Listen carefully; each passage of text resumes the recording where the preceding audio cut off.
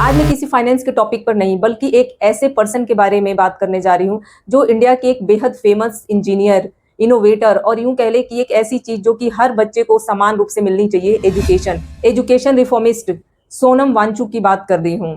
सोनम वांगचुक जी का जन्म 1967 में एक छोटे से गांव लद्दाख में हुआ। सोनम वांगचुक जी 9 साल की उम्र तक किसी स्कूल के दरवाजे तक भी नहीं गए क्योंकि उनके गांव में स्कूल ही नहीं था। 9 साल की उम्र तक सोनम वांगचुक जी की माता जी ने अपनी मातृभाषा लद्दाखी में उनको शिक्षा दी और 9 साल की उम्र के बाद जब उनका एडमिशन श्रीनगर के स्कूल में कराया गया तो वहां पर उनको लैंग्वेज बैरियर का बहुत बड़ा सामना करना पड़ा, यानी कि भाषा की दिक्कत की वजह से जो लोग हैं उनको समझ ही नहीं पाते थे, यहाँ तक कि टीचर्स नहीं समझ पाते थे और उनको जो भी पढ़ाया जाता था वो समझ में नहीं आता था। उसकी वजह से उन्हें बैक बेंचर यानी कि कमजोर बच्चा समझा जाने लगा और इन सब की वजह से वो हार नहीं माने और एनआईटी श्रीनगर से उन्होंने मैकेनिकल इंजीनियरिंग में बीटेक किया और अपने खर्चे को निकालने के लिए वो बच्चों को ट्यूशन पढ़ाने लगे।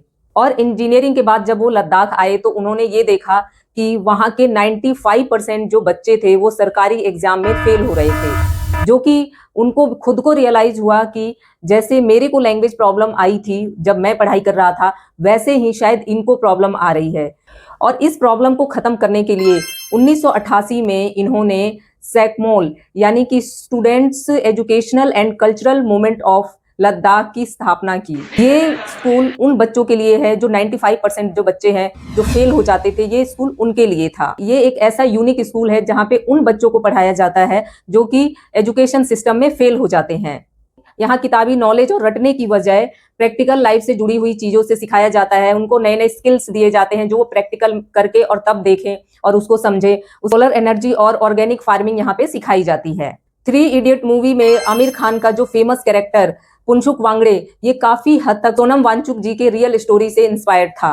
यही नहीं बल्कि सोनम वांगचुक जी ने पानी की किल्लत को दूर करने के लिए 2013 में आर्टिफिशियल ग्लेशियर का निर्माण भी किया, जिसे कि आइस स्तूप भी कहते हैं। ठंड के मौसम में पानी को पहाड़ के रूप में जमा देते हैं और गर्मियों में पिघलकर ये सिंचाई के काम आता है और इसके लिए इन्हें रोलेक्स अवार्ड फॉर एंटरप्राइज भी मिला। और 2017 और 18 के आसपास इन्होंने सोलर हीटेड मड हट बनाए जो कि बहुत ही इको फ्रेंडली और लद्दाख में -डिग्री टेम्परेचर होने के बावजूद भी बिना किसी हीटर के जो वो मड हाउस है वो गर्म रहते हैं। और 2018 में इन्हें एशिया के नोबेल प्राइज कहे जाने वाले रोमन मैग्सेसे अवार्ड से भी नवाजा गया।